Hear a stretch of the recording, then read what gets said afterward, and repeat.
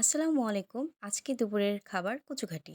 তো কচু ধুয়ে রেখে দিয়েছি, ওখানে ডাল ধুয়ে দিলাম, কাঁচামরিচ কেটে রাখছিলাম দিয়ে দিলাম। এখানে পেঁয়াজ, আস্ত পেঁয়াজ ও রসুন, লবণ দিয়ে দিলাম। এখন এখানে একটু আদা বাটা, হলুদ, ধনে গুঁড়ো সব কিছু দিয়ে একটু তেল দিয়ে দিলাম, পানি দিয়ে দিলাম, দিয়ে এখন সিদ্ধ করতে বসাইছি। তখন সেদ্ধ হওয়ার পরে এই অবস্থা। এখন এটা আমি ঘাঁটবো। আর এদিকে এটা ফোড়ন দেওয়ার জন্য এখানে নিয়েছি পেঁয়াজ আর রসুন, আর সাথে আছে পাঁচ ফোড়ন। আগে এই ডালগুলোকে বা কচুগুলোকে ঘাঁটতে হবে, ভেঙে নিতে হবে। তো এখন এটা আমি ডাল ঘুটনি দিয়ে ঘাঁটতেছি। ঘাটার পর এখন এই অবস্থা। এখন একটু পানি দিয়ে এটা বলক তুলে দেব। তখন এটা চুলায় দিলাম, বলক উঠে আসছে। এর ফ্যানটা একটু খাওয়াতে হবে, একটু ফ্যানে রাখা যাবে না। তো আমি নাড়তেছি, ফেনাটাকে কাটিয়ে নিচ্ছি।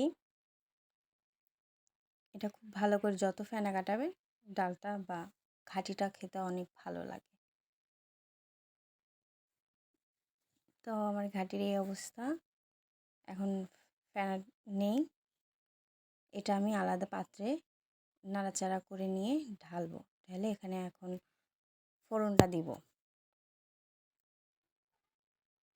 এখন আমি এটা ঢেলে নিচ্ছি। ঢেলে নেওয়া শেষ। ওই পাত্রেই এখন তেল দিব, পরিমাণ মতো তেল দিব। তেলটা গরম হয়ে আসলে তেজপাতা দিয়ে দিব।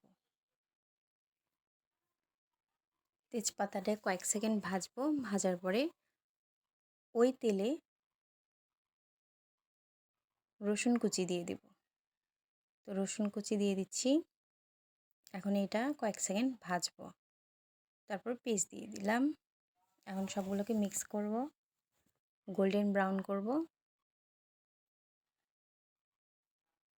এখন এটা পাঁচ ফোড়ন দিয়ে দিলাম। এখন এগুলো মিক্স করব।